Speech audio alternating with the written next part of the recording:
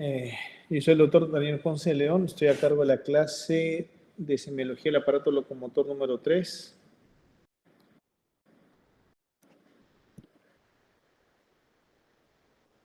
Esto es lo que vamos a tocar en el syllabus, todo lo que son los segmentos de miembro inferior.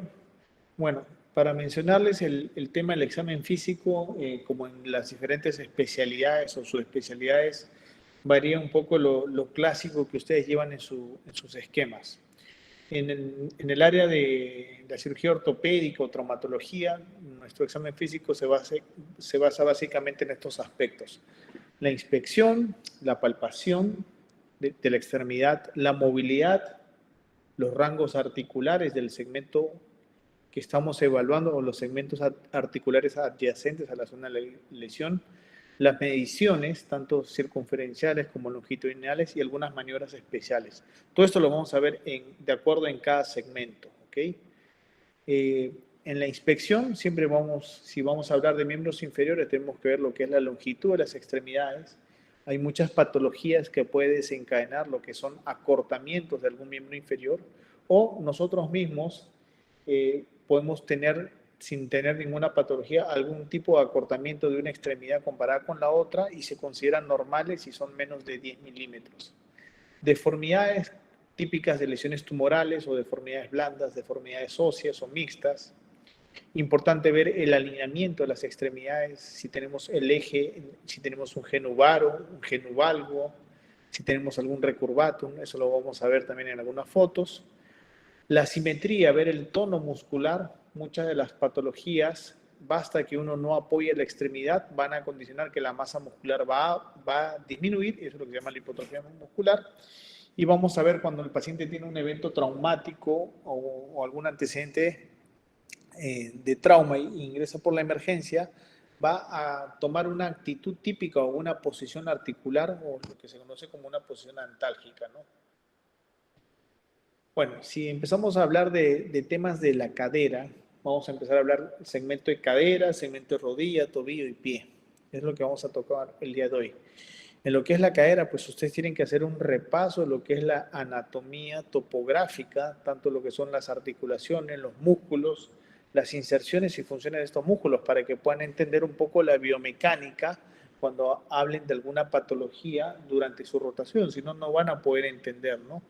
Estos son los grupos musculares que normalmente existen alrededor de las caderas y ustedes saben que los músculos a través de sus tendones van a encargarse de darle movilidad a las articulaciones, ¿no? Y así como van a repasar la anatomía topográfica, también tienen que repasar la anatomía radiográfica. La anatomía radiográfica. Denme un segundito, por favor.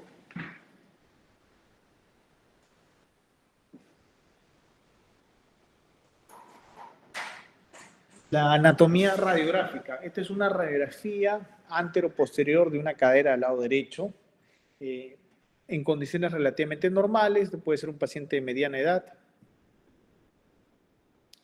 Ahí tienen que ver ustedes el tema de reconocer cuáles son las estructuras óseas. Ahí tenemos el trocánter mayor, el trocánter menor, la zona del cuello del fémur, la zona de la cabeza del fémur, la zona del acetábulo.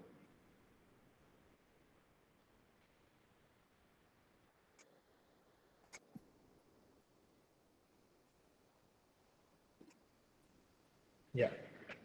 Y acá podemos ver el trocánter mayor, el trocánter menor. Esta es la zona del cuello del fémur, donde se asientan muchas las fracturas en la zona del cuello, en la zona intertrocantérica y muy raramente a nivel de la cabeza del fémur. Una cosa que tienen que tener en cuenta, a diferencia de otras articulaciones, es la gran zona de contacto que el acetábulo genera sobre la cabeza del fémur. Ya esta articulación per se, por su congruencia ósea, es una articulación estable, puesto que el acetábulo cubre una gran área de la cabeza del fémur. Esta es una clasificación simple cuando ustedes empiecen a ver en sus clases prácticas cómo se clasifican las fracturas de cadera. Bueno, una clasificación simple es cuando van a hablar de fracturas intracapsulares. Digamos, este es el acetábulo y acá viene lo que es la cápsula articular. La cápsula es una membrana de tejido de tejido reforzado por ligamentos, y por dentro de esta cápsula hay una membrana sinovial, que es la que produce los líquidos en las articulaciones. Desde la articulación más pequeña hasta la articulación más grande, hay una cápsula. Entonces, toda esta cápsula, cuando hablan de fracturas intracapsulares que están dentro de este círculo rojo, van a hablar de fracturas de la cabeza del fémur y van a hablar de fracturas del cuello del fémur. ¿Ok? Esa es la clasificación más simple, las intracapsulares. Y dentro de las intracapsulares, como ya mencioné, las del cuello se pueden subdividir a su vez en tres. Unas fracturas que se producen justamente por debajo de la cabeza, se le conoce como fractura subcapital.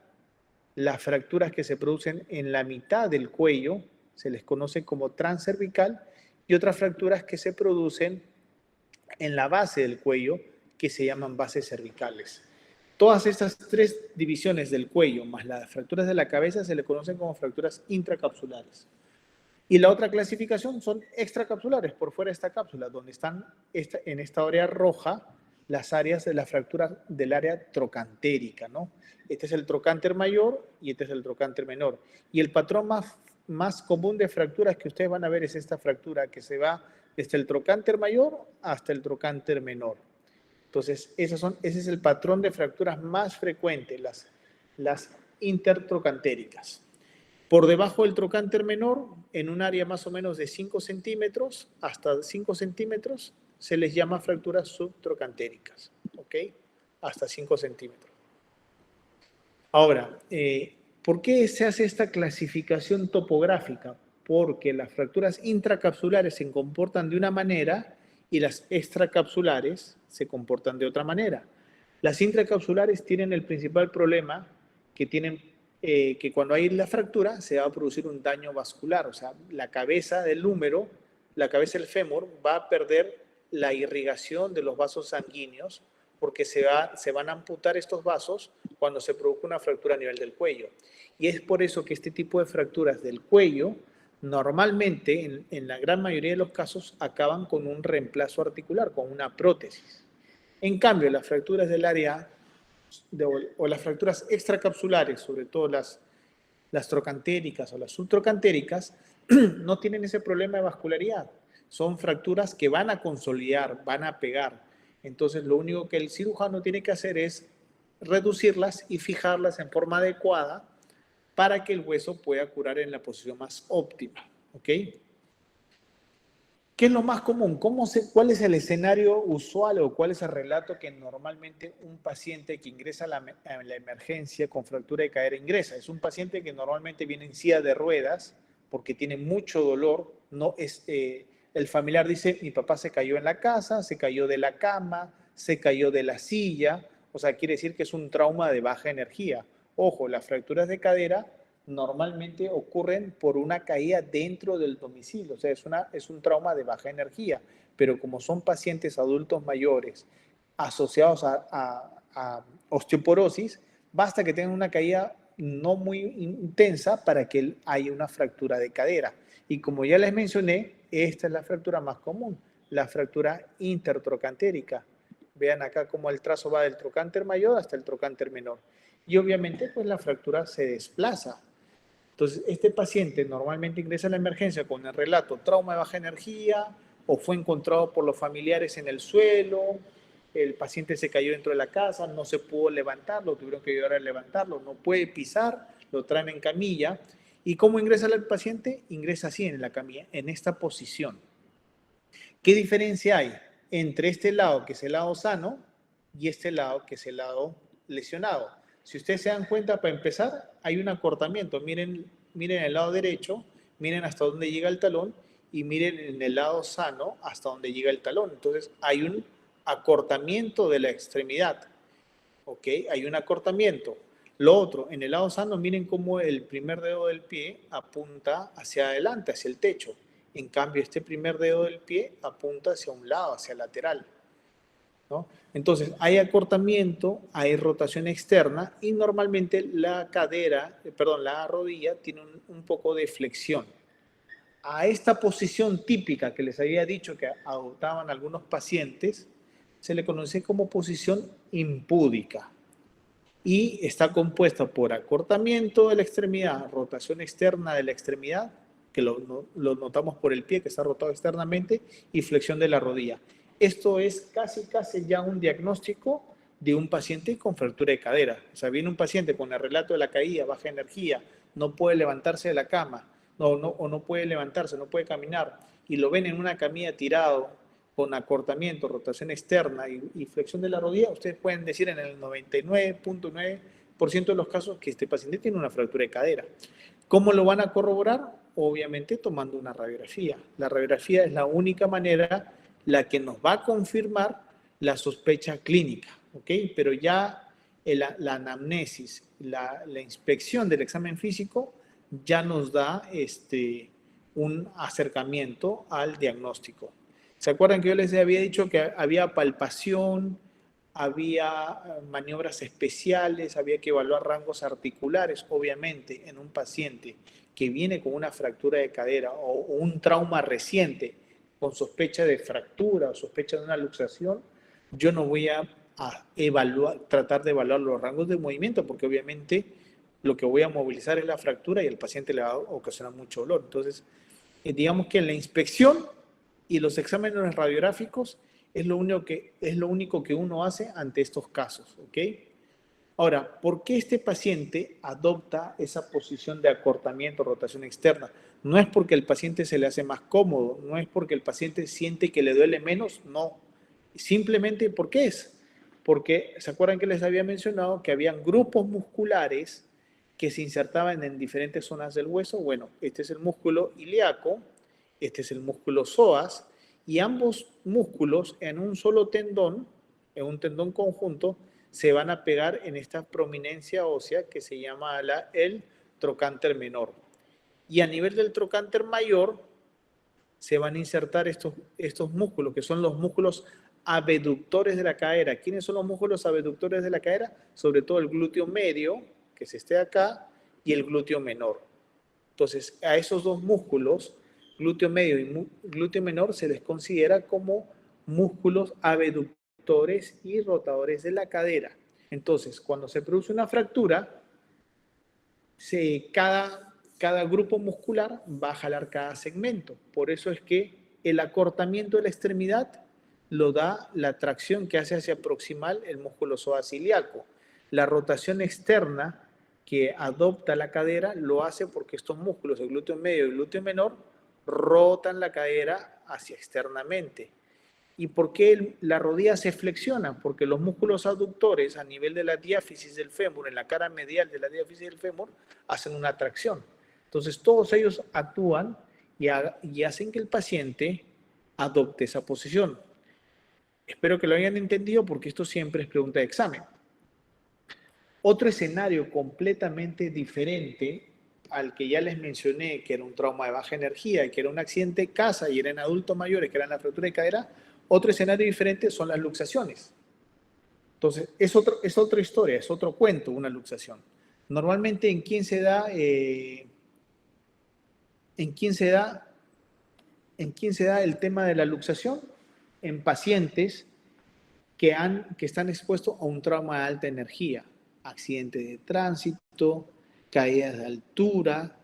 Entonces, y normalmente son pacientes más jóvenes. Entonces, en ese tipo de pacientes, lo que se produce no es una fractura, sino una luxación.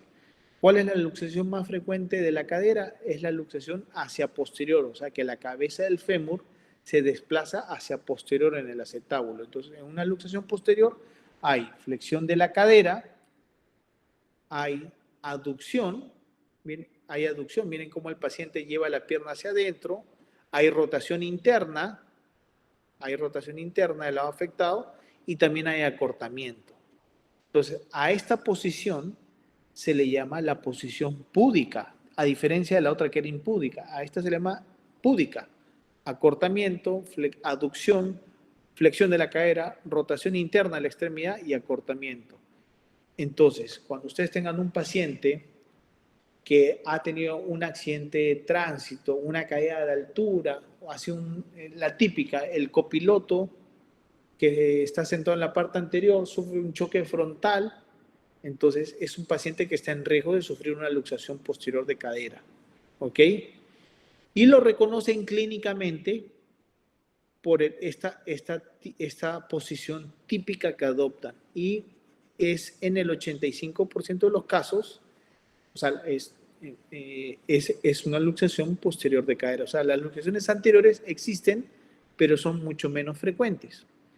En este caso, pues es un caso, como pueden ver claramente, como hay una luxación bilateral. Acá está el acetábulo y la cabeza de ambos fémur están completamente fuera. Eso es una luxación bilateral de caderas. Es bastante raro encontrarlas, pero se presentan. Las luxaciones anteriores son mucho menos frecuentes. ¿Qué otras cosas tenemos que ver? Fuera de los pacientes que han tenido una fractura o una luxación, aquellos pacientes que vienen con dolores crónicos por procesos inflamatorios, por procesos degenerativos en la cadera, como son las tendinitis, como son las bursitis, como son las artrosis, en este tipo de pacientes sí tenemos que, aparte del examen físico de la inspección, tenemos que hacer la palpación.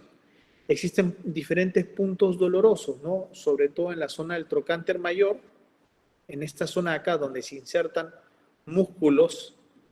También existe lo que se llama las bursas. Existen unas bursas que son como unas bolsas que lubrican y que dan irrigación a todos los tendones de esta zona, pero es una zona donde frecuentemente en pacientes de mediana edad o pacientes con antecedentes inflamatorios se inflaman y dan las famosas bursitis y trocanteritis. Ojo, hay muchos problemas a nivel inguinal, muchas hernias a nivel inguinal que no son diagnosticadas con facilidad y el paciente se queja de dolor y le echa la culpa que le duele la cadera. Y no es la cadera, es un problema inguinal. Irritación del nervio ciático, las ciatalgias. Muchas veces estas ciatalgias también generan un dolor en la parte posterior de la cadera y el paciente asume que el dolor es por un tema en la cadera, pero sin embargo es una irritación del nervio ciático. Asimismo, las articulaciones sacroiliacas, la sacroileitis, que es una inflamación en esta articulación, también puede el paciente confundir o el cirujano o el examinador confundirse y pensar que el dolor viene de la cadera, pero en realidad viene de otra zona.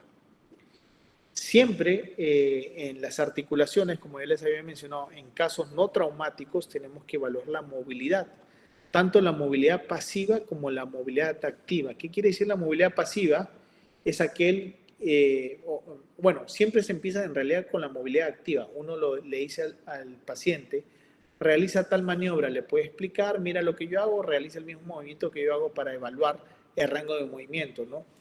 Y después, si vemos que el paciente no completa algún rango de movimiento en la movilidad activa, recién le decimos, ok, entonces déjeme a mí a examinarlo usted y quiero evaluar su movilidad pasiva para ver si verdaderamente usted no completa la movilidad activa por dolor o porque hay algún tema de rigidez. Entonces, siempre se tiene que evaluar tanto la movilidad activa como la movilidad pasiva en todas las articulaciones. En el caso de la cadera, estos son los rangos de movimiento. Siempre para evaluar un paciente en rangos articulares se hace con el paciente en decúbito dorsal, acostado en la cama, y la cama o el piso nos sirve como un parámetro, como una base para medir esto.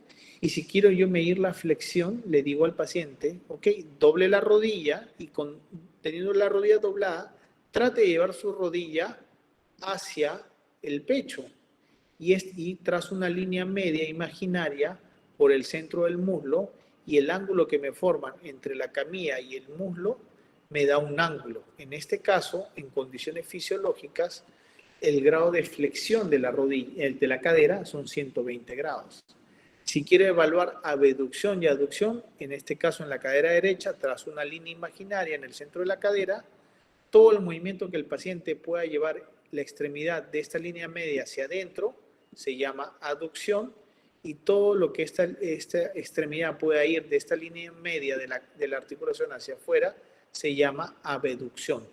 En condiciones normales, una aducción es 30 grados y una abducción de la cadera es un poco más, puede llegar hasta 45 grados. Ahora, cosa importante, estos son rangos más o menos estandarizados. Sin embargo, hay pacientes que son más flexibles que otros, hay pacientes que son más rígidos que otros. Entonces, ¿qué quiere decir? que si nosotros vamos a evaluar una articulación, en este caso la cadera, que es la derecha la que le está doliendo, primero tenemos que evaluar la cadera contralateral, la izquierda, que normalmente un paciente viene con patología en una articulación. Entonces, la cadera, en este caso la cadera sana, nos puede servir como parámetro para valorar cuántos grados de flexión o extensión tiene la otra articulación, cuántos grados ha perdido. Entonces nos sirve como un parámetro. ¿Ok? Maniobras especiales, cuando les voy a explicar dos maniobras, una que se hace en adultos y niños y otra que se hace en neonatos, para evaluar problemas alrededor de la cadera. Una es la maniobra de Trendelenburg y la otra es Ortolani-Barlow. Trendelenburg es una maniobra que me permite valorar cómo está la función o la fuerza de los músculos abductores de la cadera, que les había dicho que los abductores son el glúteo medio y el glúteo menor. Este es el paciente en el escenario A. El examinador está parado en la parte posterior y le dice al paciente que se pare sobre su pie derecho. El otro pie lo levanta. Cuando lo levantan, si se dan cuenta, el lado contralateral se mantiene, la pelvis se mantiene al mismo nivel o incluso puede ascender un poquito. ¿Ok? Esto es lo normal. Esto es lo normal. En cambio, a un paciente que tiene un problema o una patología, yo le digo que se pare sobre uno de los lados, en este lado, en el lado derecho, miren cómo la pelvis se inclina. La pelvis se inclina hacia un lado. Entonces, esto me indicaría que este paciente, miren cómo levanta la extremidad, cómo la pelvis cae, la pelvis contralateral. Entonces, ¿qué es lo que me da a entender esto? ¿Qué me representa? Este es el paciente A, el paciente que le hago caminar, pararse sobre un solo lado y su pelvis del lado contralateral o se mantiene a nivel o ligeramente se eleva. Entonces, esto me indica que el glúteo medio y el glúteo menor, que son los abductores de la cadera, están en muy buen estado. En cambio, el otro paciente, en el lado B, que lo hice pararse, miren cómo la pelvis se inclinó hacia el lado contrario y miren cómo están las fibras de ese glúteo medio y glúteo menor. Me indica que esas fibras no tienen la tensión para mantener la pelvis. Por eso es que el lado contralateral cae. Entonces, ¿esto en qué escenarios puede pasar? En aquellos pacientes que de repente tienen una patología a nivel de la columna, alguna discopatía que genera alguna pérdida del impulso nervioso a nivel muscular y hace que el músculo se vaya debilitando. Entonces, esta es la maniobra de Trendelenburg. Esto es lo normal y esto es lo patológico. ¿Okay? Para hablar de la otra maniobra, tengo que tocarles el tema de lo que es una enfermedad luxante de cadera, ¿no? Esta enfermedad obviamente es propia de pacientes pediátricos, no es de tipo traumático, es congénito. El paciente nace con este problema en el que no hay un adecuado desarrollo del acetábulo y por lo cual la cabeza del fémur se sale del contacto del acetábulo con mucha facilidad.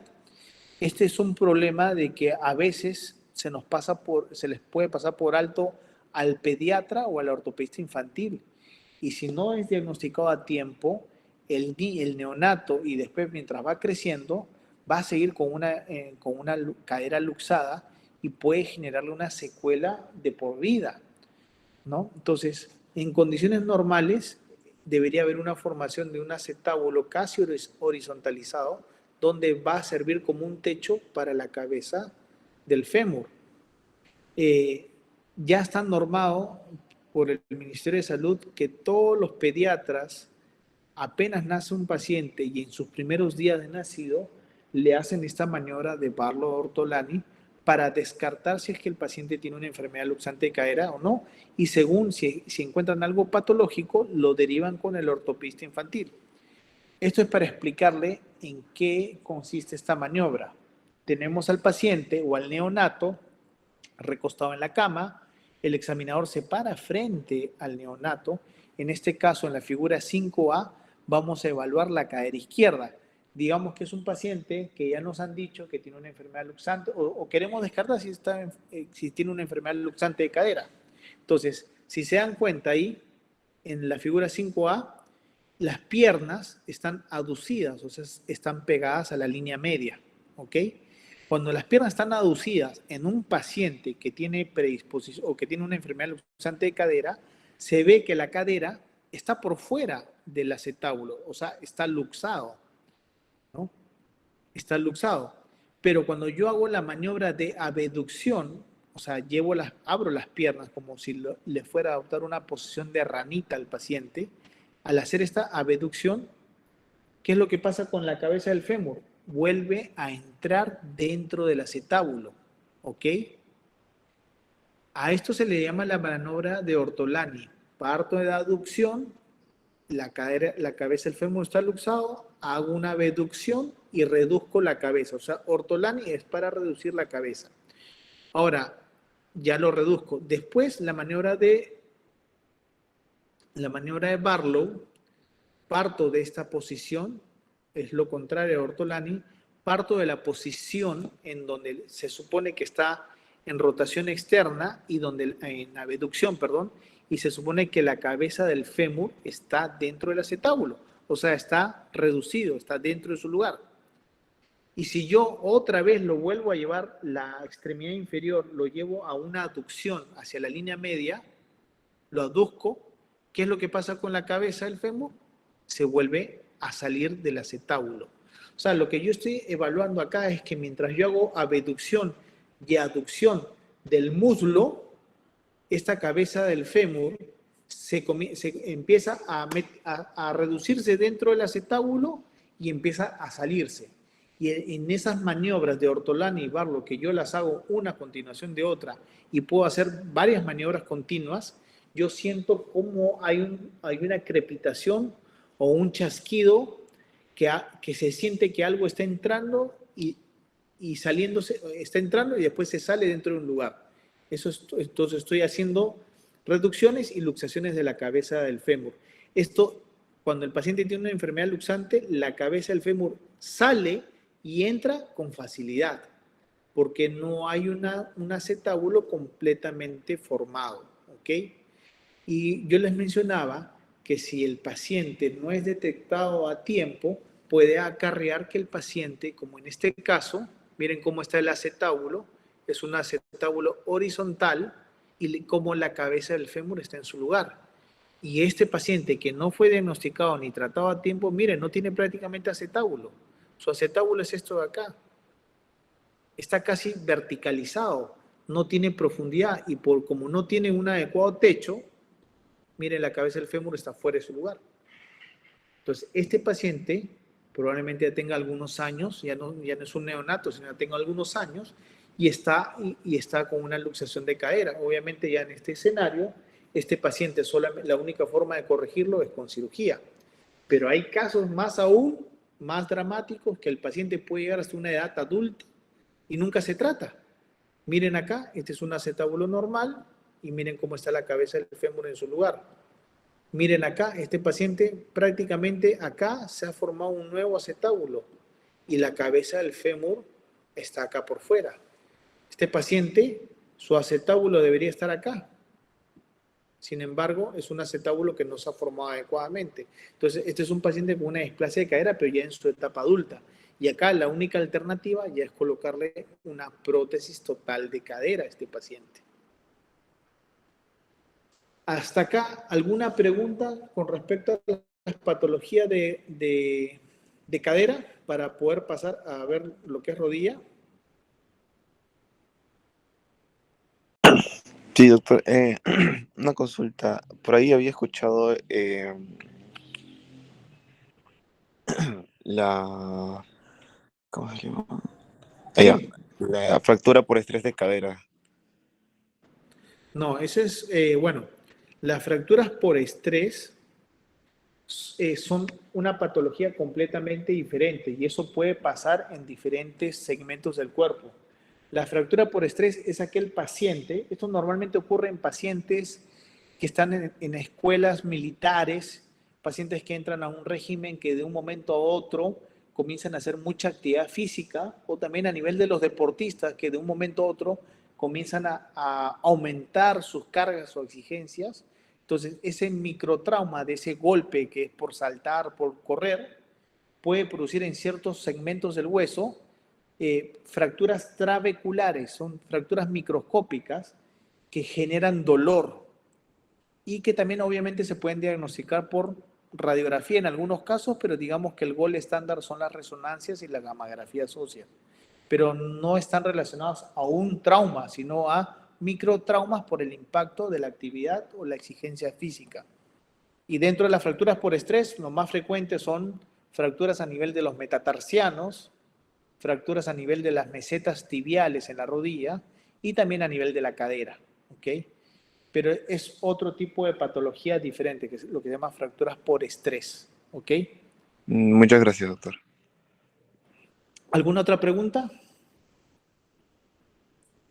Entonces, el mensaje es que si ustedes se lleven acá con respecto a la patología de cadera de tipo traumática, las fracturas son traumas, fracturas de cadera normalmente es más frecuente en adultos mayores y cuando son en adultos mayores son traumas de baja energía.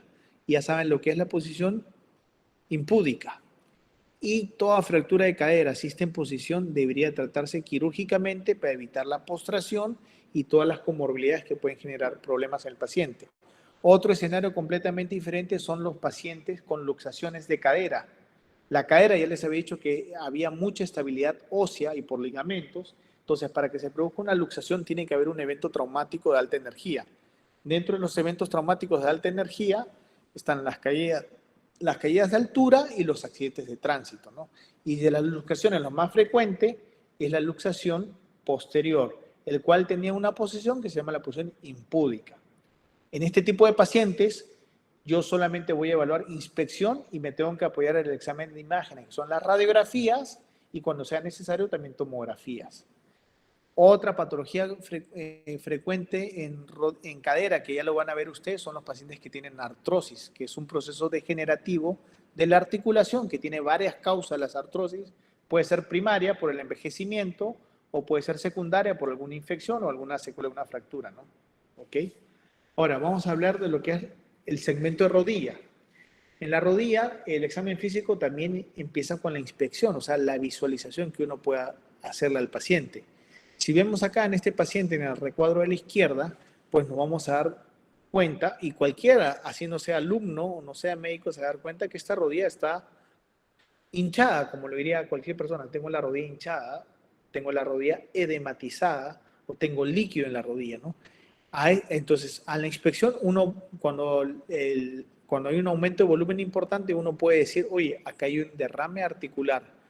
Derrame articular, en este caso, en la rodilla, porque puede haber derrames articulares en diferentes segmentos. Solamente que la rodilla, al ser una articulación superficial, es mucho más evidente apreciar los derrames articulares. Entonces, en este caso, tenemos un paciente de la rodilla derecha, tiene un derrame articular. Cuando el volumen de líquido es menor, y yo no sé si hay un derrame articular o no, utilizo esta maniobra que se llama el signo del témpano. Ven cómo el cirujano o el examinador coloca una mano por la parte superior de la rodilla, la otra mano la coloca la parte inferior de la rodilla, como que abraza arriba y abajo, y cuando hay líquido, él coloca este dedo por encima de la rótula, que es este hueso que está acá. La rótula está acá. Si hay líquido, esa rótula está flotando encima de ese líquido. Entonces, uno al hacer una presión, aprieta el hueso de la rótula, la desplaza hacia posterior y siente que choca con algo, que son los cóndilos del fémur, ¿no?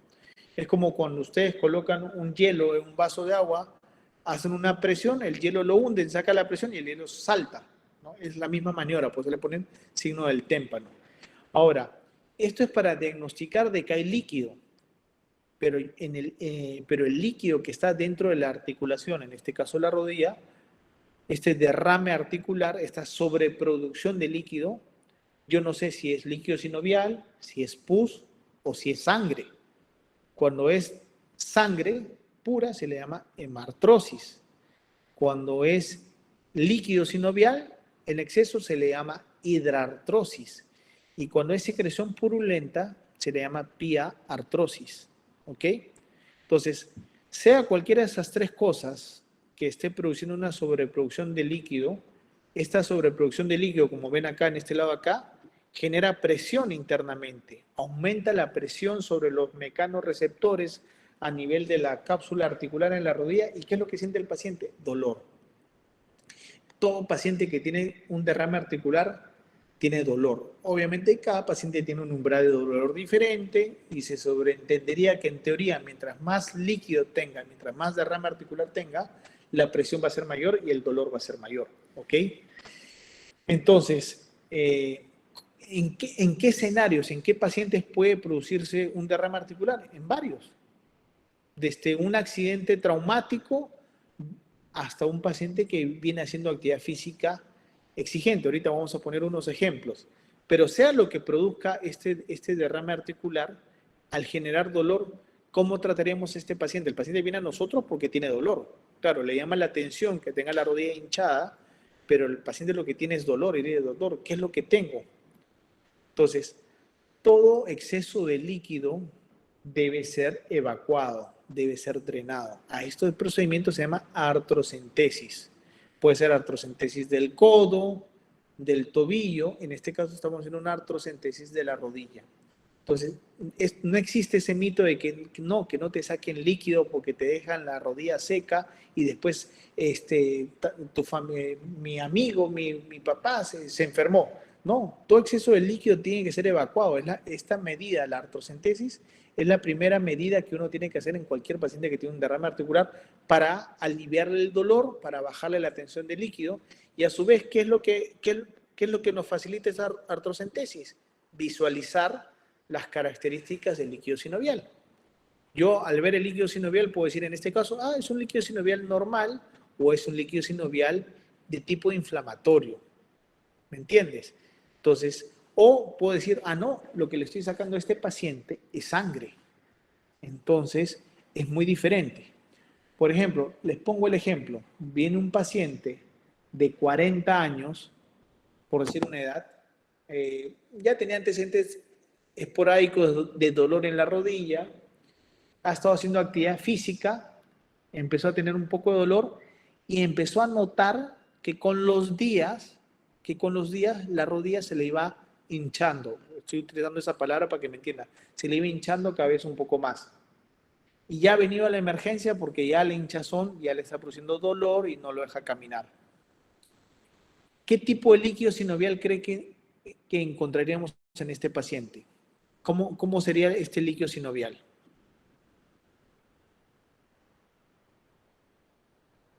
¿Alguien me puede decir?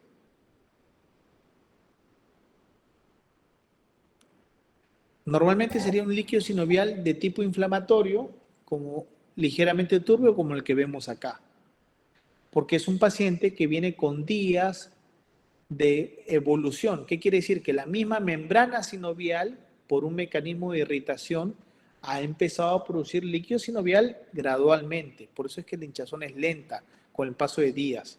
Puede ser un paciente que tenga algún tipo de artrosis, o puede ser algún paciente que tenga algún tipo de desgarro de menisco degenerativo, que con los días empezó a presentar dolor e hinchazón de la rodilla.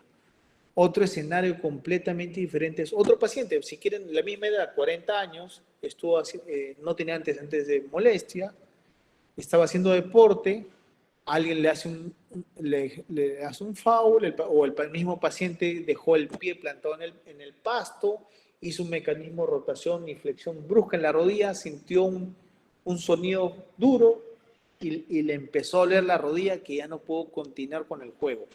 Lo sacaron de la cancha, lo pusieron a un lado y el paciente vio cómo en pocos minutos o en una hora su rodilla estaba completamente hinchada. ¿Qué tipo de líquido creen que encontraríamos en ese paciente? Sangre, A ver, doctor. ¿cuál? Sanguinolento. Sangre, hemartrosis. ¿Por qué? Porque el líquido sinovial no se va a producir por la membrana sinovial en una hora. En cambio, el líquido con sangre o la sangre, sí, porque al haber habido un evento traumático y que el paciente ha tenido de repente una lesión del ligamento cruzado anterior, una ruptura del ligamento cruzado anterior, ha ocasionado una ruptura de vasos sanguíneos y esto produjo el sangrado. produjo la hemartrosis. Entonces, el líquido sinovial que se presenta, si viene un paciente y le dice, doctor, estuve jugando, pasó hace una hora y mire, en una hora se me hinchó la rodilla, si usted le hace una artrocentesis, probablemente lo que van a sacar ahí es sangre. Porque es el único líquido que se puede producir de un momento a otro y esto se produce por la ruptura de los vasos sanguíneos. Ahora, ¿quién me dice cuáles son las 3 causas más frecuentes de hemartrosis? En rodilla. El paciente viene, estuvo jugando, tuvo un trauma, una hora de evolución, la aspiran y sale sangre. Y el cirujano en la mente dice, este paciente puede tener esto, esto o esto. ¿Quién sabe cuáles son las 3 causas más frecuentes? Una ya la dije, la ruptura del ligamento cruzado anterior.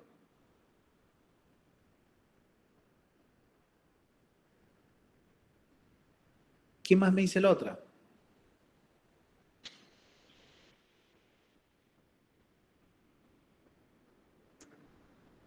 ¿Quién me dice cuáles son las otras causas? Doctor, ¿podría ser la hemofilia también otra causa? Bueno, eso sí, pero sería un paciente que tiene un antecedente de este tipo, ¿no? Obviamente cualquier paciente que tenga alguna alteración de alguno de estos factores, tan solamente por un golpe, no por una ruptura, no necesariamente por una ruptura estructural, va a ser un derrame articular, pero sí es algo a tener en cuenta, incluso en traumas de no muy alta energía.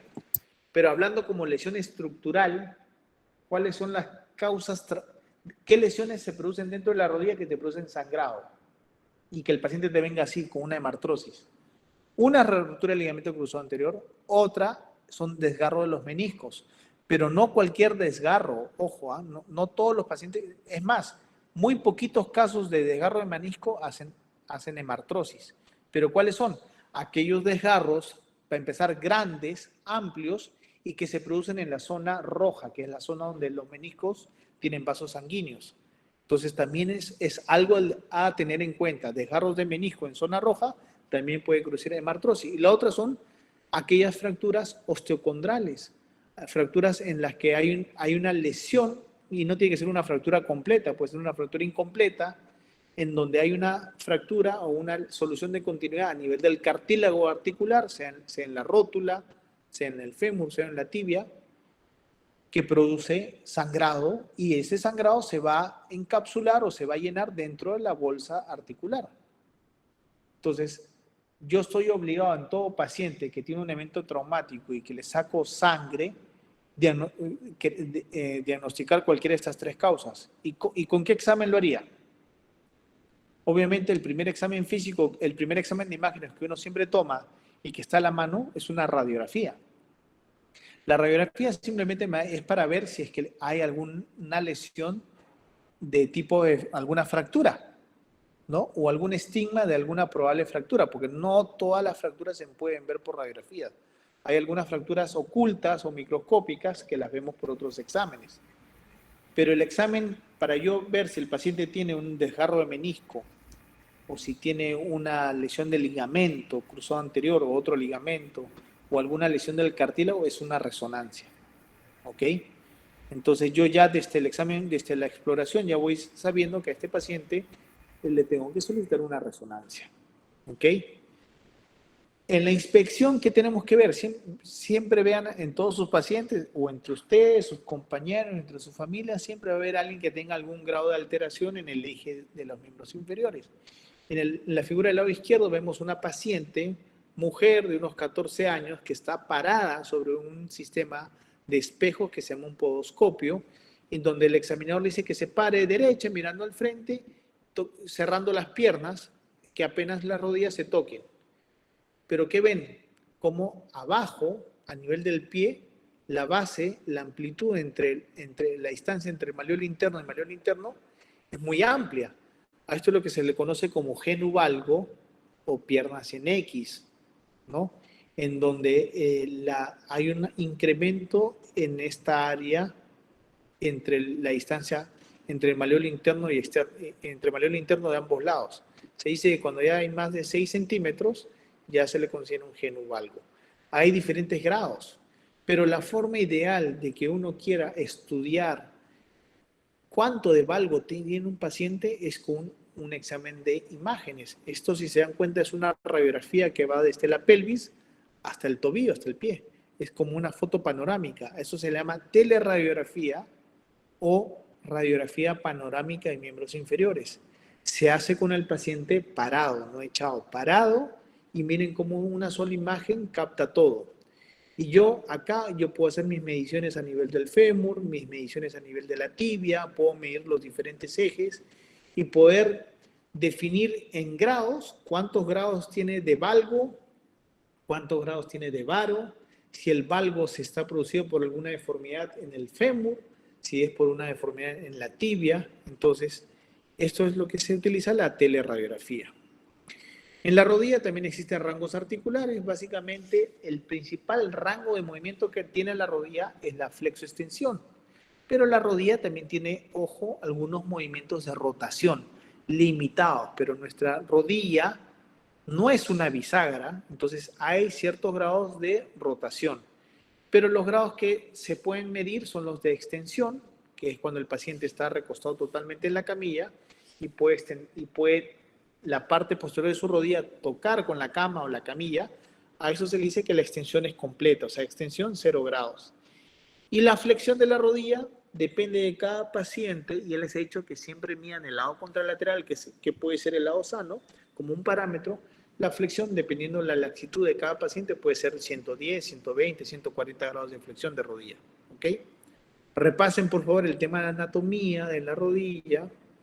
En la extremidad inferior también podemos hacer lo que son mediciones de, en este caso, si ven, están midiendo con 1 centímetro, con 1 metro, cuánto mide cada extremidad, tomando como puntos de referencia de repente ahí la cresta ilíaca anterior-inferior y el borde interior del malleolo interno.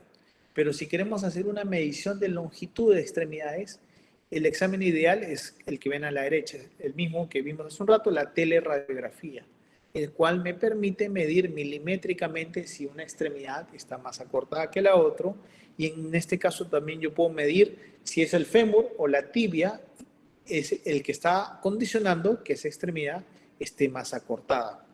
También es importante la medición de las circunferencias, tanto a nivel de la región gemelar como a nivel del muslo, porque nos sirve como un parámetro para valorar si un paciente está teniendo hipertrofia muscular o cómo va recuperando este trofismo muscular en su proceso de recuperación. ¿Ok? Maniobras. Si siempre van a escuchar, me rompí el menisco, me rompí el ligamento cruzado anterior. Ojo, el ligamento cruzado anterior no es exclusivo de los deportistas, ni mucho menos exclusivo de la gente que hace fútbol. Gente que se puede caer, tropezar o en diferentes deportes puede tener una ruptura de los ligamentos cruzados. ¿Ok? Vamos a verlo esto más claramente en un video, pero miren, graben esta imagen, cómo se examina un paciente con ligamento cruzado, para evaluar los ligamentos cruzados con la maniobra de cajón. El paciente está recostado en la camilla, el examinador se puede sentar o poner un tope en el dorso del pie y se pide que el paciente esté en 90 grados de flexión de la rodilla y sobre todo, pedirle al paciente que esté relajado y que no contraiga la musculatura, porque si no puede alterar el resultado del examen. ¿Ok? Esta es otra maniobra que se hace. Le dije que el paciente tiene que estar sí o sí en 90 grados para evaluar los ligamentos cruzados anterior y posterior, pero esta es otra maniobra que nosotros lo podemos hacer con 20 o 30 grados de flexión. ¿Por qué? Porque normalmente si yo tengo un paciente que acaba de tener un evento traumático, el paciente viene con dolor, con limitación, entonces el paciente no me va a colaborar en doblarme la rodilla a 90 grados. Entonces, ¿qué quiere decir? Que esta maniobra normalmente lo hacemos en un paciente después de unos días, en una etapa subaguda, o cuando el paciente ya no tenga tanto dolor y pueda doblar la rodilla. Pero si yo quiero ir avanzando en mi examen físico y ver si el paciente tiene probable lesión del ligamento cruzado anterior, puedo realizar esta maniobra del Lachman, que solamente necesito que el paciente solamente flexione 20 o 30 grados de flexión. Si se dan cuenta, ahí el examinador con una mano abraza el muslo y lo tiene como un tope, y con la otra mano lo que busca, así como lo muestra acá en la flecha de acá, es tratar de llevar la tibia hacia arriba. O sea, el examinador hace esta tracción hacia el mismo y ve si la tibia se desplaza hacia adelante. Si ve que la tibia se desplaza hacia adelante con respecto al fémur, que lo tiene acá como un tope, entonces puede decir acá hay una inestabilidad anterior sugestivo de una lesión del ligamento cruzado anterior. Estas son las maniobras de bostezo medial y lateral. El ligamento que más se lesiona en la rodilla no es el cruzado anterior. El ligamento que es más frecuentemente que se lesiona es el ligamento colateral medial, que es un ligamento ancho y plano que está por toda la cara interna del muslo, perdón, la cara interna de la rodilla. Va desde el epicóndilo del fémur, del cóndilo femoral medial, hasta la parte más proximal de la tibia. Este ligamento es el que se lesiona con mayor frecuencia y lo podemos evaluar con esta maniobra de bostezo medial. Miren cómo con una mano pone un tope acá en el muslo, en la parte lateral, y con la otra mano, como señala acá la flecha, va a llevarse la pierna hacia afuera, hacia abducción. Si este ligamento interno está roto, la rodilla va a tener una abertura hacia afuera. Esto lo vamos a ver ahorita en un video para que lo entiendan. Pero acá también se pueden dar cuenta que cuando el paciente está anestesiado antes de una cirugía, nosotros podemos repetir la misma maniobra de valgo. Pero si se dan cuenta, miren esta pierna qué tanto se va hacia afuera. Tiene un valgo importantísimo. Entonces yo no voy a pensar que este paciente se rompió el ligamento colateral interno en forma aislada. Este paciente probablemente tenga una lesión multiligamentaria. Para tener tal grado de desplazamiento debe tener roto el cruzado anterior, posterior, más el colateral interno, más la cápsula. Entonces pueden haber lesiones multiligamentarias, no solamente lesiones aisladas de uno u otro ligamento. Este es un video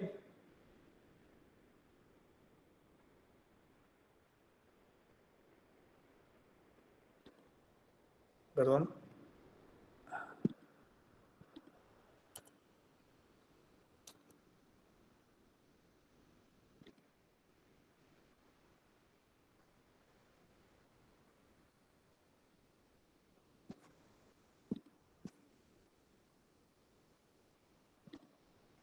Este es un video donde me van a entender mejor. Ahí miren cómo está el examinador. Hace que el paciente se esté sentado, relajado en decúbito dorsal.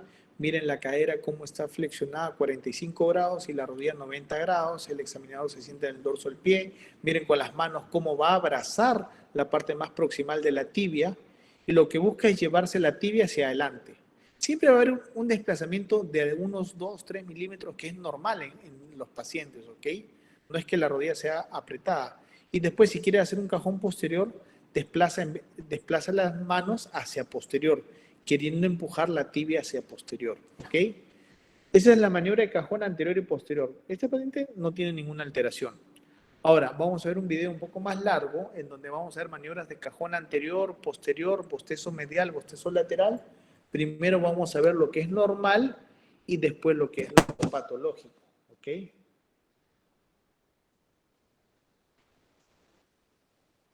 Lo normal, vamos a evaluar cajón. Miren, igual el paciente está recostado en la camilla, el examinador como abraza la parte más proximal de la tibia y trata de llevarse la tibia hacia proximal y no hay desplazamiento. Miren lo que sí verdaderamente es patológico, miren cómo se desplaza la tibia hacia adelante, ¿ven? Eso sí es un desplazamiento anterior. Cajón posterior, ¿qué quiere decir? Van a empujar la tibia hacia posterior para ver si el ligamento cruzado posterior está roto. Lo patológico, miren.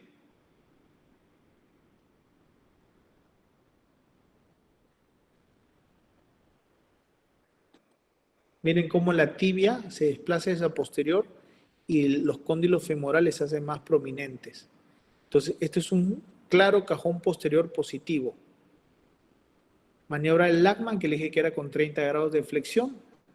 Miren cómo el examinador con una mano va a sujetar el muslo, va a tratar de mantenerlo firme y con la otra mano, la derecha, va a tratar de llevarse la tibia hacia anterior.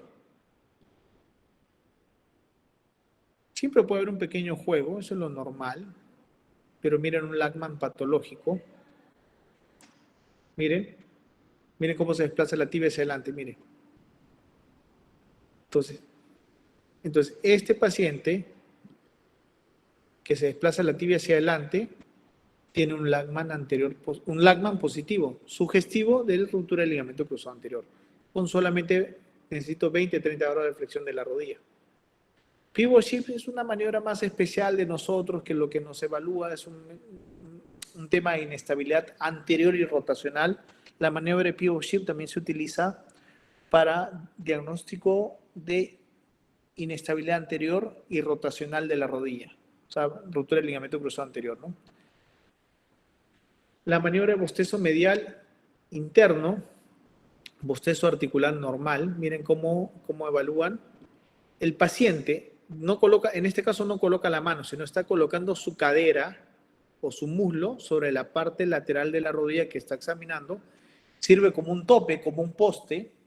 Con la mano derecha va a llevar el pie hacia el lateral y miren dónde tiene los dedos. Tiene los dedos en la línea media de la parte interna. Quiere medir qué tanto al llevar la pierna hacia afuera este espacio se abre o no. Eso es lo normal. Siempre va a haber un poquito de laxitud. Miren lo patológico, la misma maniobra, pero miren cómo la pierna sí se abre hacia el lateral, ¿no? Entonces, eso nos indica que hay una lesión del ligamento colateral interno. La misma maniobra, pero realizada al lado contralateral, es para evaluar las estructuras del ligamento lateral externo. En este caso, el examinador pone la mano en la parte interna de la rodilla para que le sirva como un tope, y con la mano trata de llevar la pierna hacia adentro, como si estuviera haciendo una abducción de la rodilla, ¿no? Siempre va a haber un pequeño juego, miren, eso es lo normal, siempre va a haber un poco de laxitud, pero miren lo patológico. Miren tal grado de desplazamiento. Entonces, yo puedo decir ahí, prueba de bostezo lateral positivo, paciente con lesión del complejo ligamentario externo. Los meniscos son estructuras sumamente importantes en la rodilla. Tenemos dos meniscos, un menisco interno, un menisco externo. Tienen múltiples funciones en la rodilla. Ayudan en la estabilidad, ayudan en la propiocepción, ayudan en absorber el impacto, la carga, ayudan a distribuir la carga desde los cóndilos femorales, que son convexos, hacia los platillos tibiales, que son relativamente planos o cóncavos. Entonces, los meniscos son estructuras muy importantes y tienen muchas funciones en la articulación de la rodilla. Y dependiendo del grado de severidad de la lesión del menisco, una lesión de menisco compleja puede ser más destructiva para la rodilla que una lesión aislada del ligamento cruzado anterior. ¿Ok? Existen diferentes formas en que se rompe el menisco. Hay dos escenarios de ruptura del menisco. Aquel paciente joven o relativamente joven que sufre súbitamente un evento traumático, una torsión brusca, y en un menisco sano se rompe, en un menisco en condiciones sanas se rompe el menisco. ¿Ok? Y el otro escenario normalmente ya se considera pacientes arriba de los 35 o 40 años en adelante, que ya se sabe que los meniscos tienen ciertas zonas de envejecimiento o enfermedad que ante eventos no tan intensos o microtraumas o deportes, y obviamente mientras más adulto es el paciente, se sobreentiende que va a tener un menisco más enfermo. Entonces, aquellos pacientes simplemente por actividades cotidianas también se pueden romper un menisco. O sea, ojo, el menisco no se rompe solamente por fútbol, no se rompe solamente de forma traumática, sino también se rompe de forma degenerativa, pero ya en pacientes de mayor edad. Y se puede romper de diferentes maneras: desgarros simples, desgarros complejos, desgarros verticales, desgarros longitudinales, desgarros en asa de Valde, en doble asa de Valde, en pico del loro, y cada uno de ellos tienen algunas características específicas y diferentes formas de tratarse. El tratamiento va a depender también de la edad del paciente, del tipo de desgarro, de la condición del desgarro y de la zona donde está ubicado el menisco. Van a ver en sus clases que existen tres zonas: las zonas rojas, donde hay vasos sanguíneos; la zona rosada o roja blanca, donde hay pocos vasos, pero también hay irrigación y uno debe, y la zona blanca, donde no hay vasos sanguíneos. La idea es que, dependiendo de la edad del paciente y de muchas características del menisco, y sobre todo de la ubicación del desgarro, mientras más menisco podamos conservar a nuestro paciente, le estamos dando la posibilidad de que tenga mayor protección su rodilla. Yo siempre les pongo el ejemplo a los pacientes que el menisco es como un amortiguador. Si uno tiene un menisco completo, entero, el carro no va a golpear. Pero si ya has tenido una cirugía y te han recortado el menisco, o tienes un desgarro del menisco y tu menisco no está funcionando adecuadamente, entonces es como que estuvieras usando un carro con un amortiguador dañado, vencido, que no cumple la función, entonces tu rodilla va a empezar a golpear. Y al golpear la rodilla, ¿qué va a pasar? Va a empezar a haber un desgaste del cartílago y van a empezar a venir lo que se llama las artrosis. ¿Ok? Existen diferentes maniobras, 10, 20 maniobras con nombre propio, que uno puede hacer en el examen físico para ver para sospechar si un paciente tiene desgarro o no del menisco. No es que nosotros hagamos todas estas, normalmente yo hago 2 o a veces 3 maniobras de desgarro meniscal, y si siento que el paciente tiene dolor o tiene molestias, le solicito una resonancia, que es el examen ideal para visualizar un menisco y ver si es que hay un desgarro. La maniobra más utilizada es la maniobra de McMurray, dentro de las maniobras meniscales. El paciente está recostado en la cama, en la camilla, se le hace que el paciente flexione la rodilla lo más que el paciente pueda tolerar, y si yo quiero evaluar el menisco interno o externo, va a depender, como ven acá en la flecha, va a depender cómo yo mueva con la otra mano mi pie. Si yo hago una rotación interna del pie, voy a evaluar el menisco externo. Si yo hago una rotación externa del pie, voy a evaluar el menisco al lado interno. Esto lo vamos a ver ahorita en un video. Quiere decir que puede haber signo de McMurray positivo para menisco interno y puede haber una maniobra McMurray positiva para menisco externo, dependiendo de qué es lo que yo quiera examinar. ¿Ves? Si yo hago una rotación externa, como estoy viendo acá, voy a evaluar el menisco medial o el menisco interno. Si hago una rotación interna del pie, yo estoy evaluando el menisco lateral o menisco externo. Miren cómo es la maniobra. Es la de arriba en el video. Voy a poner acá el video. El paciente está recostado en la camilla. Miren, perdón. El paciente está recostado en la camilla. Se le pide que esté lo más relajado que él pueda. Uno le explica que va a doblar la rodilla hasta donde el paciente lo permita. ¿Ok? Miren cómo el examinador hace una rotación interna del pie, ¿no? Entonces, si hace una rotación interna del pie, es lo contrario a la rotación. Si hace una rotación interna, va a evaluar el menisco externo. Entonces, miren, está la rodilla flexionada, pie en rotación interna. Miren, la mano del examinador está colocándolo sobre la línea articular externa y va a pasar de la flexión a la extensión de la rodilla, pero manteniendo la rotación interna. Miren, acentúa la rotación interna y pasa de la flexión a la extensión. Si el examinador siente un chasquido o una crepitación, o el paciente siente dolor en la línea articular externa, estaremos diciendo que el paciente tiene un desgarro del menisco del lado externo, o sospecha de un desgarro del menisco del lado externo. Ahora hace lo contrario, ya no va a ser rotación interna, perdón. Ahora, y mire, la maniobra la puede repetir varias veces. Si es que hay sospecha, si es que el paciente, uno puede repetir 4 o 5 veces la maniobra para ver si el paciente tiene dolor. Ahora, miren lo que hace. Vuelve nuevamente a la posición de flexión. Vuelve nuevamente a la flexión de posición. Ahí está evaluando menisco lado externo, perdón. Bien, vuelve a la posición de flexión y lo que hace ahora es una rotación externa. Miren, está rotando externamente el pie y miren dónde coloca su mano, en la línea interna, porque al hacer rotación externa del pie está evaluando el menisco lado interno y pasa de la flexión a la extensión. Igual, si el paciente durante esta maniobra siente el médico un chasquido, un resalto, o el paciente se queja de dolor, dirá sospecha de desgarro del menisco interno. ¿Ok? Y obviamente ya pedirá después algún examen complementario para con imágenes corroborar si hay o no la lesión.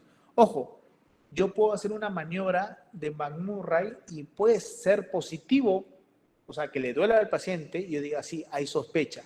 Y puede que la resonancia, cuando me traigan la resonancia, salga negativa, ¿ok?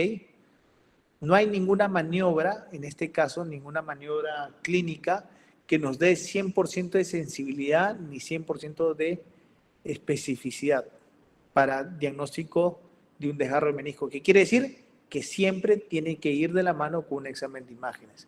Y el examen de imágenes adecuado es la resonancia.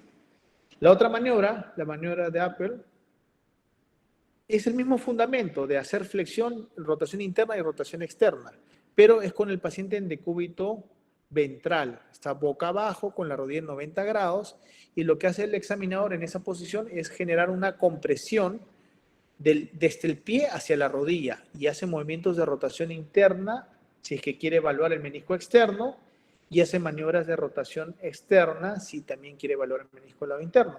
Y así como hace compresión con la mano, miren cómo también puede hacerlo con la región axilar para apoyar su propio peso, generar un estrés sobre el pie, sobre la rodilla y hace lo mismo. Si hace rotación externa y el paciente tiene dolor, en la línea interna dirá desgarro el menisco del lado interno. Si hace rotación interna y el paciente tiene dolor en la línea articular externa, sospecha de desgarro del menisco del lado externo. ¿Ok? Y bueno, el tratamiento de un desgarro del menisco, como le dije, va a depender de la ubicación, del tipo de desgarro, de las características del menisco, de la edad del paciente. En este caso, tiene un desgarro radial el paciente en una zona donde no hay mucha vascularidad. Entonces, en esa zona donde no hay vasos sanguíneos, miren yo cómo puedo recortar el menisco y si se dan cuenta, corto una estructura y no sangra. No sangra porque ahí no hay vasos sanguíneos. Pero hay zonas donde sí hay vasos sanguíneos y lo que uno hace es coser el menisco, porque mientras yo preserve más volumen de menisco, voy a devolverle la función protectora a ese menisco con la rodilla. Entonces utilizamos estos dispositivos que son como una especie de unas pistolas que disparan unos mini botones con suturas. Son sistemas que nos facilitan la vida. Miren cómo atravieso la aguja en cada extremo del desgarro y este hilo está conectado en cada botón. Quiere decir que yo hago 2 puntos, pero el hilo se mantiene por dentro.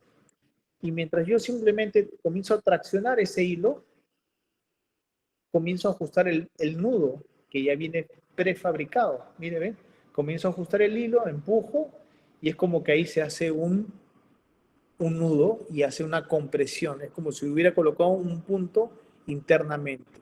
Eso me da la estabilidad adecuada para mantener el menisco en esa posición hasta que el menisco vuelve a cicatrizar. ¿Ok? Hasta acá, ¿alguna pregunta con respecto a patología de rodilla, por favor? Hemos hablado de lesiones ligamentarias, lesiones de menisco. El ligamento que más se lesiona es el ligamento colateral medial. El ligamento que más se lesiona y que termina en cirugía es el ligamento cruzado anterior. El ligamento colateral medial, que es el que más se lesiona, en el 90%, 95% de los casos, el tratamiento es solamente con inmovilización, con un yeso o con un inmovilizador especial y terapia. Quiere decir que ese ligamento tiene capacidad de cicatrización. En cambio, el ligamento cruzado anterior es como una cuerda. Una vez que se rompe, las fibras se retraen y no tiene capacidad de cicatrización y obviamente acaban en cirugía. Y los meniscos que tienen una función importantísima para proteger a la rodilla del impacto y de las cargas que se producen sobre las rodillas. ¿Alguna pregunta acá?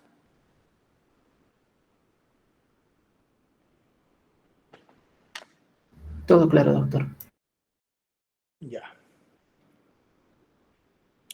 Ya estamos bastante avanzados en la clase. Lo de tobillo y pie es más corto. En tobillo, por favor, repasen las estructuras óseas y ligamentarias porque les pueden preguntar en cualquier cosa. Este es un ejemplo claro de un paciente que ha tenido una luxofractura de tobillo desplazada y que obviamente tuvo que ser intervenido quirúrgicamente para colocarle este sistema de placas y de tornillos. Es la única opción de tratamiento quirúrgico.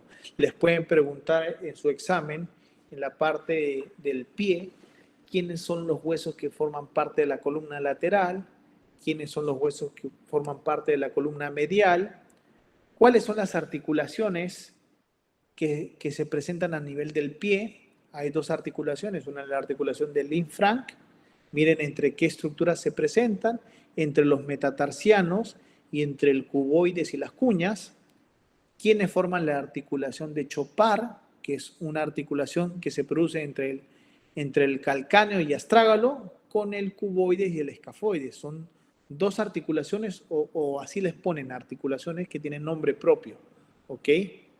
Los rangos de movimiento que se tienen en el pie, la dorsiflexión o extensión del pie, que como lo ven acá puede llegar hasta 20 grados, partiendo de esta línea media, y la flexión plantar o flexión que tiene hasta 50 grados. O sea, nosotros en nuestro tobillo podemos hacer más flexión plantar que extensión o dorsiflexión, ¿ok? Esto también les pueden preguntar. Ya les dije lo de las articulaciones, lo de los huesos de la columna lateral, medial. Si hablamos de esguince, a veces cuando la gente escucha esguince piensa que solamente es esguince de tobillo, ¿no? Quizás porque la articulación que sufre más lesiones de ligamentos o esguinces quizás es el tobillo, pero uno puede tener esguince hasta de un ligamento del dedo, un esguince de hombro, un esguince de la rodilla o de la cadera. Pero los más comunes son del tobillo quizás, ¿no? Y dentro del tobillo, los ligamentos que más se lesionan son de los ligamentos de la parte lateral del tobillo, de la parte donde está el peroné. Y del peroné salen tres estructuras ligamentarias que son los tres ligamentos del complejo lateral del tobillo. El ligamento peroneo, porque va del peroné hasta el astrágalo, peroneo astragalino anterior, el ligamento peroneo astragalino posterior, que sale del borde posterior del peroné, y desde la punta del peroné sale el ligamento peroneo calcáneo. Estos son los tres ligamentos del complejo externo del tobillo. Dentro de estos tres ligamentos, el que más se lesiona en frecuencia es el ligamento peroneo astragalino anterior. Pero puede haber un paciente que tenga un esguince o una ruptura de ligamentos en que se rompen 3 ligamentos o se rompen 2 ligamentos, pero dentro de ellos el más frecuente es el peroneo astragalino anterior. ¿Cómo se produce un esguince de tobillo? Van a escuchar ese tema de que me torcí el pie. El paciente no sabe, dice me torcí el pie. Pero normalmente la torsión en donde la planta del pie va hacia adentro, a eso se le llama inversión forzada. Entonces nosotros no, como médicos no hablamos, se torció el pie el paciente, tenemos un paciente que se torció el pie. No, tenemos un paciente que sufrió un mecanismo en inversión forzada. En inversión forzada quiere decir que la planta del pie se va hacia adentro y todas las estructuras ligamentarias de la parte lateral, que esto les he mencionado, de la parte lateral, en un mecanismo de inversión, se van a ver sometidas a estrés. Puede romperse una, 2 o 3 estructuras. Pueden simplemente ser un desgarro parcial o un desgarro total. Entonces, en un mecanismo de inversión forzada, la parte lateral del pie es donde los ligamentos se van a ver comprometidos. Y miren acá, aumento de volumen, equimosis. Entonces, esto me traduce en que este paciente ha tenido una ruptura ligamentaria en la parte lateral, puede haber tenido un desgarro parcial o total de uno o varios ligamentos.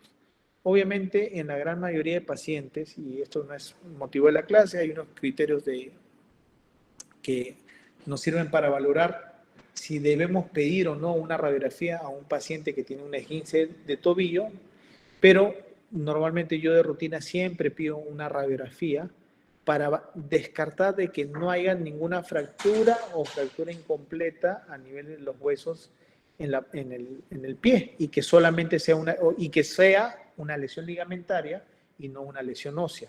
Entonces, para hacer un diagnóstico de esguince, quizás el método de examen de imágenes más rápido que uno tenga en la emergencia es la radiografía. Toma la radiografía, ok, no hay fractura, tiene aumento, tiene equimosis, tuvo una inversión forzada, le evalúo el tobillo, veo cierta laxitud, digo, esto es un esguince, ¿ok? Obviamente, si yo quiero valorar directamente las imágenes y ver si hay una ruptura de ligamentos y qué ligamentos de estos 3 se han roto, pido una resonancia, que es el gol estándar para evaluar los ligamentos en el tobillo. Un esguince en cualquier articulación puede ser grado 1, que quiere decir que simplemente el ligamento se estiró y que macroscópicamente no hay ningún desgarro, quizás solamente microscópicamente podamos encontrar algunas pequeñas lesiones puntiformes. El grado 2, donde hay un desgarro parcial del ligamento, y un grado 3, donde haya una ruptura total. Obviamente, mientras va aumentando el grado, va aumentando el dolor, va aumentando la inflamación, va aumentando la inestabilidad del tobillo, ¿no?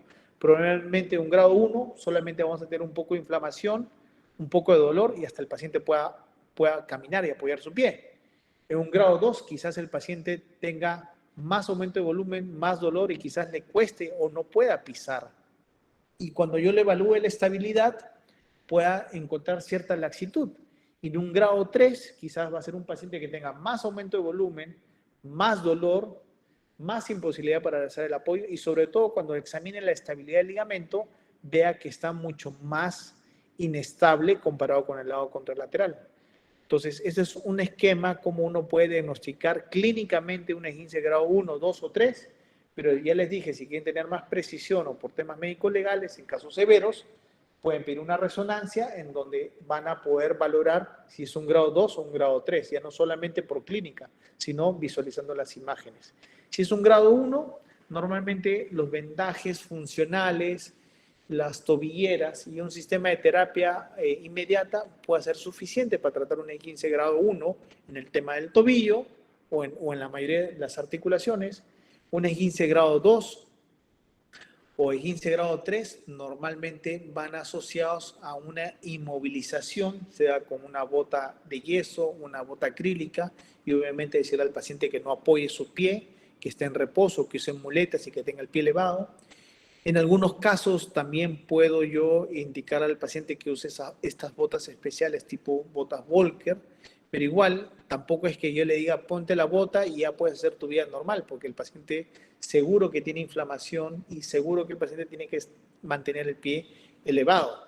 En los grados 2 normalmente el tratamiento es conservador, en los grados 3 puede llegar a ser quirúrgico. Ojo, también dependiendo si es un ligamento o si son varios ligamentos, dependiendo si el paciente es activo o si es sedentario, o si es deportista o no deportista. Entonces, no hay una regla específica, no hay un esquema específico, pero un grado 3, y más aún si es un paciente activo y está asociado a más de un ligamento, puede terminar con un tratamiento quirúrgico.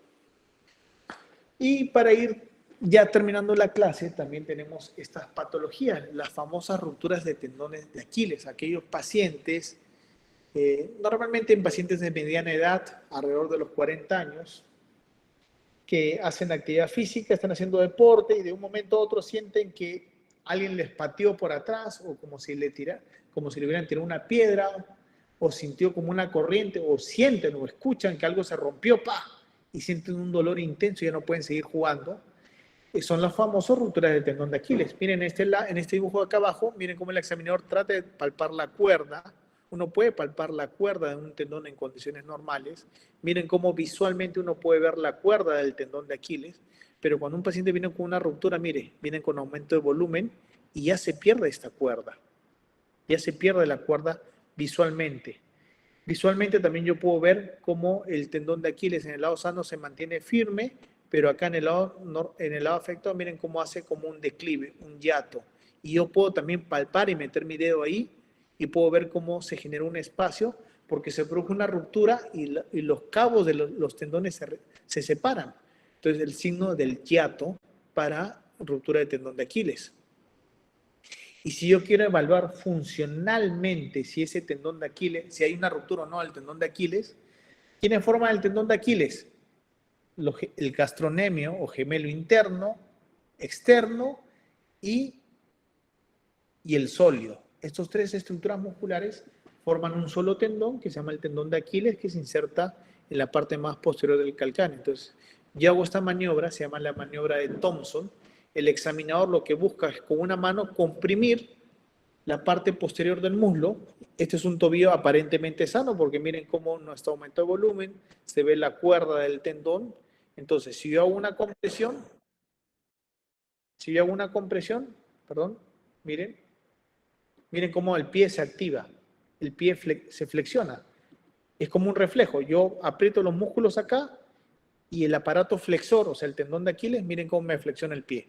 Eso es lo normal. Y en el lado afectado hago la misma maniobra y miren, no hay flexión plantar, el pie no se activa. ¿Ok? Les vuelvo a repetir. Esto es lo normal. Comprimo los muslos y la pantorrilla y miren cómo se genera una flexión plantar.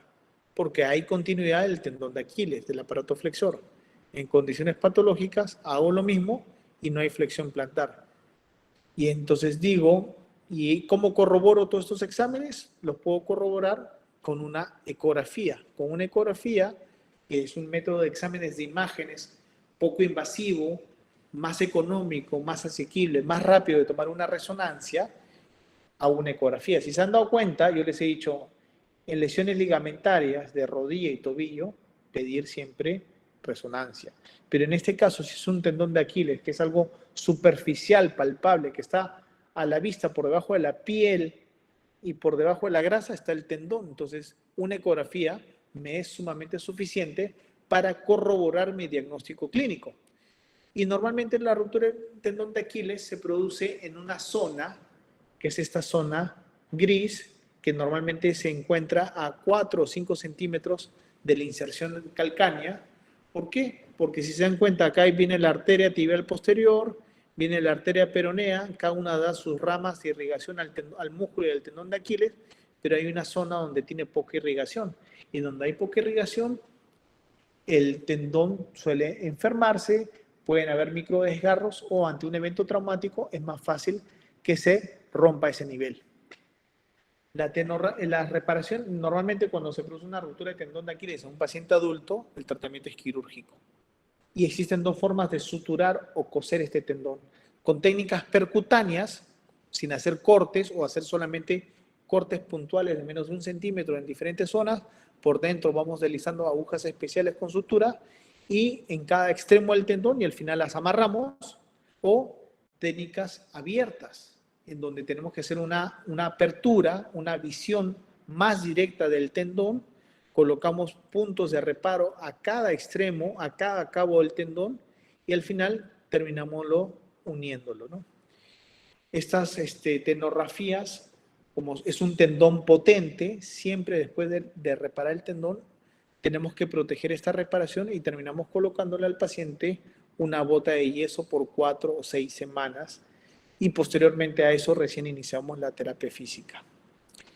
Solamente para mencionar algo chiquito, el pie plano. El pie plano es una de las patologías más frecuentes. Muchos de ustedes pueden tener un pie plano de primer, segundo grado. De repente nunca se los diagnosticaron. Normalmente, la gran mayoría de los pies planos se llaman pies planos flexibles, que son asintomáticos y por eso es que pasan desapercibidos hasta que el paciente llega a los 40, a los 50 y dependiendo si ha tenido un pie plano de segundo o tercer grado, empiezan a tener problemas como tendinitis, tendinopatías, dolores, ¿no? Entonces, ojo, el pie plano puede ser asintomático, pero mientras uno es aún joven. El pie plano puede diagnosticarse con este sistema de hacerlo parar en este sistema de espejos o hacerlo, pintar la huella del pie y hacerlo pararse sobre una hoja blanca. Existe el pie plano de primero, segundo, tercer grado, hasta cuarto grado. También existen pie cabos. Normalmente los pacientes que tienen genu valgo tienen pie plano y los pacientes que tienen genu varo puedan tener como asociación un pie cabo. Miren, este paciente, un niño, pie plano de cuarto grado. Miren cómo el pie se deforma, cómo esta prominencia interna. Miren cómo el paciente está parado en este sistema de espejos y prácticamente todo el ancho de la planta del pie está apoyada sobre este vidrio. O sea, este paciente apoya totalmente el pie. Esto es patológico, es un pie plano de cuarto grado. Y como es de cuarto grado y el paciente le genera dolor, el paciente es sometido a este tratamiento quirúrgico en que se coloca un tornillo especial que se coloca entre el astrágalo y el calcáneo, el cual sirve como un tope para hacer esto. Miren cómo el paciente inmediatamente en una cirugía pasa de tener un pie plano en que todo esto estaba apoyando a un pie prácticamente normal. Miren, incluso está con los parches de la aguja, de las suturas que han sido operadas hace menos de una semana. Y entonces, inmediatamente el paciente de un pie plano de cuarto grado, puede pasar a esto. ¿Ok? Y esto es lo último. Tenemos pacientes, niños, que lastimosamente nacen con este tipo de deformidades severas, que se llama el pie bot, o pie sambo, o pie equinovaro congénito.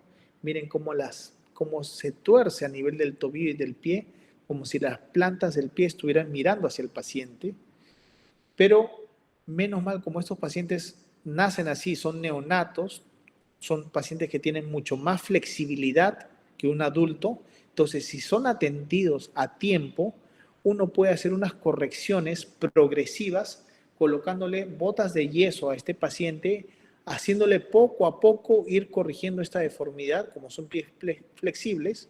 Eso se llama la técnica de Ponseti, es un tratamiento ortopédico con yesos, y este paciente de repente ya ha tenido 5 o 6 cambios de yeso.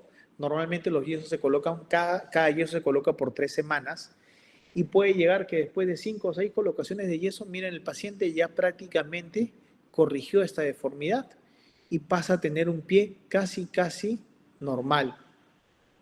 ¿Me entiende? Ese es un tratamiento ortopédico en los pies equinovaro congénito que se llama la técnica de Ponseti. Listo, chicos, hasta acá es la clase. ¿Alguna duda, pregunta? Muchas de las preguntas pueden venir de acuerdo a lo que se ha conversado, no solamente lo que figura en las imágenes. Doctor, disculpe, ¿podría repetir? Usted mencionó, creo que el genu valgo tiene en pie plano, creo, y el varo, ¿cómo era esa parte? O sea, normalmente puede haber asociaciones que un paciente que tenga un pie plano, mire, se asocia con un genu valgo. Es una asociación, no es una regla, no es que todo paciente que tiene pie plano tiene genu valgo, no es que todo genu valgo tenga pie plano. Puede haber esa asociación, como les mostré acá en la foto, por ejemplo, en este caso sí. En este caso sí, la niña tiene un genu valgo y tiene un pie plano. ¿Me entienden? Entonces, pueden haber combinaciones de deformidades, de alteraciones que el ortopedista, el pediatra, tiene que ir diagnosticando para ser tratados en su momento. ¿Alguna pregunta, duda adicional? Doctor, una consulta. ¿En esa operación para el pie plano, el tornillito queda para siempre o cuando mejora el paciente se le retira? ¿El qué? El tornillo que le ponen al paciente. Sí, ese tornillo normalmente es un tornillo que puede quedar permanentemente, no es que se retire. Ah, ya. Gracias, doctor. Puede sonar agresivo que están colocando un tornillo entre dos huesos, pero sí, eso se mantiene ahí y no genera dolor, más bien corrige la deformidad. Eso es lo que se conoce como la técnica de calcáneo stop. Eso es lo que se coloca para corregir la deformidad de los pies planos.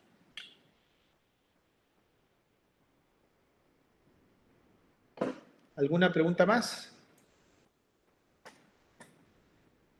Vamos, chicos, despejen sus dudas, ¿ah? Después en el examen no hay opción. O ya alguna clase anterior ha sido grabada. Normalmente digo lo mismo, a veces digo aumento un poco más y las preguntas suelen venir más de lo que se habla, más de lo que dicen las láminas. Ok, chicos, creo que ya acabó la clase. Vayan a repasar un poco lo que es anatomía, ¿ok?